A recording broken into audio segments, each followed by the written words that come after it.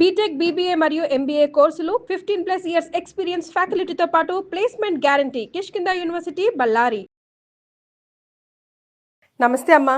నమస్తే తల్లి. అమ్మ, జూలై 6th సండే ఆదివారం వస్తుంది, తొలి ఏకాదశి. మరి ఈ రోజు ప్రాముఖ్యత గురించి, ఏకాదశి ఉపవాస దీక్ష గురించి, ఏకాదశి అనగానే ఉపవాస దీక్ష గురించి మాట్లాడతారు. అసలు ఉపవాసం ఎందుకు ఉండాలి, ఉండకూడదని కొందరు వాదన. అసలు ఏం చేయాలంటారు ఆ రోజు, చెప్పరా? మీరు ఎన్ని ప్రశ్నలు అడిగారమ్మా? ఎన్నో అడిగారు. మరే మనం ఇవన్నీ అప్పుడప్పుడు చెప్పుకున్నవన్నీ కూడా కలిపి ఒక్కసారి సమాహారంగా చెప్పుకుంది, ఇవన్నీ చెప్పుకున్నాం. అవును. ఇప్పుడు తొలి ఏకాదశి ఏమిటి, అసలు ఏకాదశి ఏమిటి? ఏకాదశి అన్న పదానికి 11 కలిగింది అని అర్థం. ఏకాదశి అంటే 11, దశ అంటే 10, ఏక 11. ఈ ఏకాదశి అనేది మనకుండే తిథుల్లో 11 చంద్రకళలు కలిగినటువంటి తిథికి ఏకాదశి అని పేరు. రోజుకొక కళ ఉంటుంది కదా, అలా 11 కలిగింది. అందుకని ఏకాదశి నాడు చంద్రుడికి 11 కళలు ఉంటాయి. పాడ్యమి నాడు ఒకటి ఉంటుంది, అలా విధియ నాడు 2, అలా వచ్చి దశమి నాడు 10. తెలుస్తోంది కదా దశమి ఏంటి 10 అని. అలాగే పూర్ణిమ దగ్గరికి వచ్చేటప్పటికి 15 కళలు పూర్తిగా ఉంటాయి. కానీ ఈ 15 కళల్లో కూడా ఈ 15 కళలకి కలిపి నిత్యం అమావాస్య నాడు కూడా ఉండే నిత్యా కళతో కలిపి 16 అవుతాయి. అమావాస్య నాడు నిజానికి ఒక కళ కనపడదు, కానీ శాశ్వతంగా ఉండేది ఒకటి ఉంటుంది. ఇట్లా 11 కళలు ఉన్న చంద్రుడి కళలు కలిగినటువంటి తిథికి ఏకాదశి అని పేరు. దీనికి ప్రాధాన్యం ఏమిటంటే, మనం జాగ్రత్తగా గనక గమనించినట్టయితే భూమిని కింద ఉండే భూ అక్షంగా తీసుకున్నట్టయితే, జీవుణ్ణి ఇలా నిలువుగా ఉండే అక్షంగా గనక తీసుకున్నట్టయితే పూర్తిగా లంబకోణంలో ఉంటుంది ఆ రోజు. జాగ్రత్తగా గమనించినట్టయితే భూమి శరీరం, ఆత్మ సూర్యుడు, భూమి సూర్యుడు లంబకోణంలో ఉంటారు. అన్నప్పుడు ఏమిటి, ఈ శరీరం నుండి ఆ జీవ ప్రజ్ఞ ఊర్ధ్వముఖంగా ప్రయాణం చేయడానికి నేరుగా వంకర తిరగకుండా సూటిగా పైకి వెళ్ళడానికి వీలు. కనుక ఆనాడు ఏది చేసినా మన ఊర్ధ్వముఖ ప్రయాణం తేలిగ్గా, హాయిగా, సుఖంగా సాగుతుంది. ఈజీగా డెస్టినేషన్కి చేరువేస్తుంది. పైగా ఏకాదశి అంటే 11 కదా, ఆ రోజు 11 ఇంద్రియాలు ఏకోన్ముఖంగా ఉంటాయి. 5 జ్ఞానేంద్రియాలు, 5 కర్మేంద్రియాలు, వీటి మీద పెత్తనం చేసే మనస్సు ఈ 11 ఒకే మార్గంలో ప్రయాణం చేస్తాయి ఉంటాయి.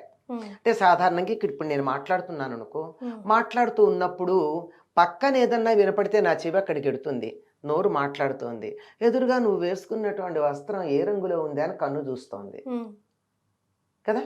అన్ని సందర్భాల్లోనూ మనం గమనించాం. అప్పుడప్పుడు ఇలా 5 ఇంద్రియాలు వాటి ఇష్టం వచ్చినట్టు ప్రయత్నం చేస్తూ ఉంటాయి. కనుక ఒక దాని మీద మనకి కేంద్రీకరణ ఉండదు. కానీ ఏకాదశి నాడు ఏ పని చేసినా 11 ఇంద్రియాలు ఏకోన్ముఖంగా ఉంటాయి. అందువల్ల ఆనాడు జాగ్రత్తగా కాస్త దైవధ్యానం లాంటివి చెయ్యండి.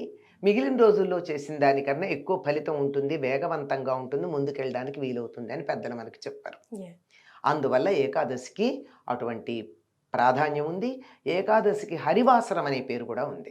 అంటే హరివాసరం అంటే దానికి ఉన్న పర్యాయ పదం. హరివాసరం అంటే అర్థం ఏమిటి?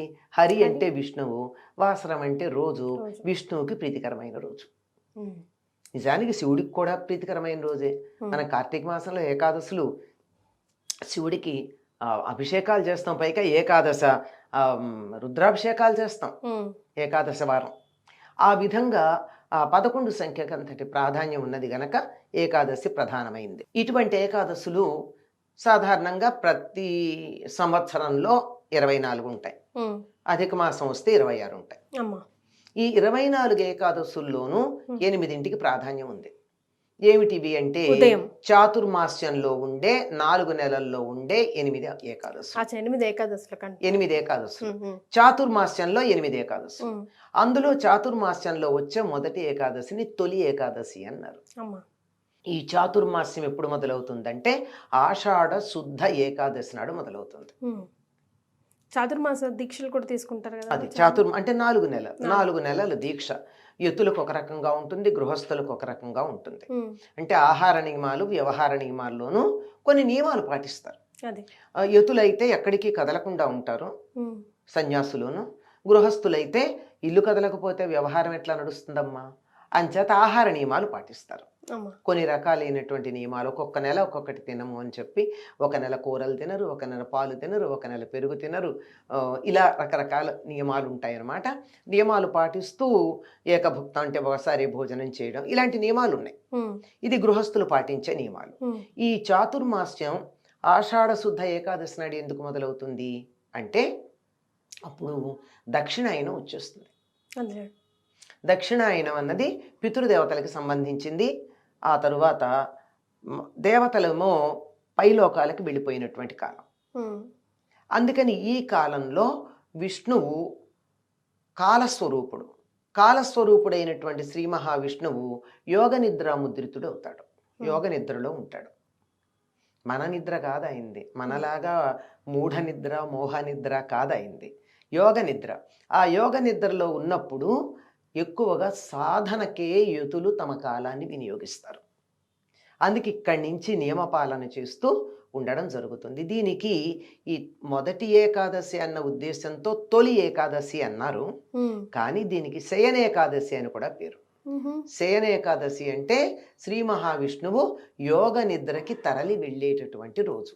ఉమ్, ఆ రోజు ఆయన విశ్రాంతి తీసుకోవడానికి తన అంతఃపురంలో పడక గదిలోకి ఎడతాడు అని, అంటే మన మాటల్లో చెప్పుకోవడానికి.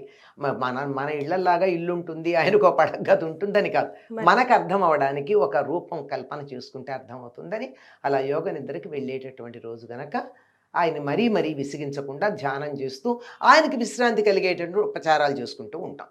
మరి అది మరి ఈ రోజు అస్సలు చేయాల్సినవి చేయకూడని పనులు సామాన్యులుగా మనమంతా ఏంటమ్మా?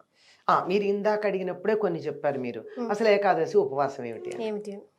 15 రోజులకు ఒక్కసారి గనక పూర్తిగా ఆహారం తీసుకోకుండా గనక ఉన్నట్టయితే ఆరోగ్యం బాగుంటుంది అని చెప్పి జపాను శాస్త్రవేత్తకి పరిశోధన చేసి చెప్పినందుకు నోబెల్ బహుమానం కూడా వచ్చింది కదా. ఓషినోరి సుజుకెనో ఉంది ఆయన పేరు, వచ్చింది కదా. వచ్చిందమ్మా. అంటే 15 రోజులకు ఒకసారి ఈ శరీరాన్ని ఓవర్హాలింగ్ చేస్తాం, అదే, క్లీనప్ చేస్తాం. అప్పుడు అది మళ్ళీ చక్కగా ఉత్తేజితమై చాలా చురుకుగా పనిచేయడానికి వీలవుతుంది. అంటే నేనంటూ ఉంటాను, ఎప్పుడన్నా చాలాసార్లు చెప్పాను అనుకోండి, ఇంకొక నోబెల్ బహుమానం తెచ్చుకోదలుచుకున్న వాళ్ళు ఎవరైనా ఉన్నట్టయితే ఈ బయోటెక్నాలజీ అంటారు ఏదో ఆ సబ్జెక్ట్లో, ఏకాదశి నాడు చేస్తే ఎందుకు ఎక్కువ ఫలితం అనే దాని మీద చేసి కూడా తెచ్చుకోవచ్చు. Why only Ekadashi? అది వాళ్ళు చెప్పింది కూడా 15 రోజులకు ఒకసారి కదా. మనం ఏకాదశి అనుకున్నాం, అలా పెట్టుకున్నాం. అది ఎందుకంటే శరీరం ఎప్పుడూ కూడా పని చేయించి అలసిపోతూ ఉంటుంది కనుక అప్పుడప్పుడు దానికి విశ్రాంతి ఇవ్వాలి. పగలంతా ఈ శరీరం పనిచేస్తే రాత్రి విశ్రాంతి ఇస్తున్నామా లేదా? అట్లాగే ఈ జీర్ణ వ్యవస్థ అంతా పనిచేయగా దానికి కూడా ఒకసారి విశ్రాంతి ఇస్తే మర్నాడు కొంచెం వేగంగా హాయిగా పనిచేస్తుంది. అది మామూలుగా ఉండేటటువంటి అర్థం. సరే, ఆధ్యాత్మికంగా మనం చెప్పాం. ఉపవాసం అంటే మన వాళ్ళు ఊరికే ఏం తినకుండా ఉండడం, ఫాస్టింగ్ అంటారు, అది కాదు. ఫాస్టింగ్ కాదు. ఉప అంటే సమీపంలో, వాసం అంటే ఉండడం. ఉపవాసం అంటే భగవంతుడికి సమీపంలో ఉండడం. అంటే మనం తినడం మానేసి కూర్చుని డల్గా నీరసంగా పడుకొని నిద్రపోవడం, ఇంకా ఏదో బానే ఉంది కదా పుస్తకాలు చదువుకుందాం, బట్టలు చదువుకుందాం అని చేస్తే కాదు అది. ఆ సమయం అంతా కూడా భగవంతుడికి సమీపంలో ఉండాలి. ఎందుకు అప్పుడు ఉండాలి అని చెప్పారంటే, చెప్పాను కదా, 11 ఇంద్రియాలు ఏకోన్ముఖంగా ఒకే వైపుకు ఉండేటటువంటి కాలం గనక మనం కంటితో చూస్తూ, చెవితో ఇంకేదో వింటూ, మనసు ఇంకేదో ఆలోచన చేస్తూ కాకుండా మనం రామ అన్నామనుకో, మన పంచేంద్రియాలు అక్కడే ఉంటాయి, అప్పుడు ఫలితం ఎక్కువ కదా. అందుకని ఏకాదశి నాడు భగవంతుని యొక్క సమీపంలో ఉండడం అని అర్థం. దానికోసం ఆ రోజే మనం భోజనం చేయకుండా ఉంటే ఉండే సుఖం ఏమిటంటే, వండుకునే పని లేదు, తినే పని లేదు, కడుక్కునే పని లేదు, అరిగించుకునే పని కూడా లేదు. చాలా పెద్ద పని కదమ్మా అరిగించుకోవడం. ఏదన్నా తిన్నాక ఇలా కూర్చుంటే నిద్ర వస్తుంది కదా. నిద్ర రాకుండా ఉండాలి అంటే కొంచెం తక్కువ తినాలి. అసలు మానేయమని చెప్పలేదు, కొంచెం తినమన్నారు. అంటే మన లెక్క ప్రకారం. అమ్మ. కానీ ఆరోగ్య దృష్ట్యా చెప్పినట్టయితే 15 రోజులకు ఒకసారి పూర్తిగా మానేయమని వాళ్ళు చెప్పారు. అలా ఉండగలిగితే మంచిది. లేకపోయినట్టయితే ఈ రోజుల్లో చాలామందికి నిద్ర లేస్తే ముందు మంచినీళ్ళ కన్నా ముందు మందులు వేసుకోవడం అవసరం. మరి అటువంటప్పుడు మరి వాటికి తగినట్టుగా ఏదో కొంత ఆహారం ఉపాహారం అంటే మరి ఇంత కాదు, కొద్దిగా శరీరం నిలబడడానికి ఆ మందుకు అడ్డంగా మరి పూర్వం అనేవాళ్ళు మంచినీళ్ళకి అడ్డంగా ఏదైనా నోట్లో వేసుకునేవారు. అట్లా ఈ మందుకు అడ్డంగా అంతవరకే వేసుకుని పాలు, తేలికగా అరిగేటటువంటి పళ్ళు తీసుకోవచ్చు. తొలి ఏకాదశి నాడు మాత్రం ప్రత్యేకంగా ఆ రోజు నైవేద్యం పెట్టవలసినది, తినవలసినది కూడా చెప్పింది ఏమిటంటే పేలపిండి. పేలపిండమ్మా. మొక్కజొన్నల్ని చక్కగా వేయించి పేలాలుగా వాటిని పూర్వం దంచేవాళ్ళు, ఇప్పుడు మరో రకంగా కూడా మెత్తగా చేసుకోవచ్చు. పౌడర్ దాంట్లో బెల్లం వేసి ఆ బెల్లంతో కలిపి దాన్ని మాత్రమే తిని ఉండేవారు. ఎక్కువ బలం, ఎక్కువ ఎనర్జీ ఇస్తుందేమో. అంతే. ఇంకో నా ఊహ ఏమిటంటే, ఇది నా వ్యక్తిగతమైన ఊహ. అప్పటిదాకా జ్యేష్ఠ పౌర్ణమికి కదా ఏరువాక సాగుతారు. ఏరువాక సాగి అన్ని పొలాలన్నీ దున్ని పెట్టుకుంటారు జ్యేష్ఠ పౌర్ణమికి. ఇప్పుడు దరిదాపుల్లో ఇంకో 15 రోజులు అయిపోయింది ఇప్పటికి. ఇప్పుడు నాటుతారు విత్తనాలు.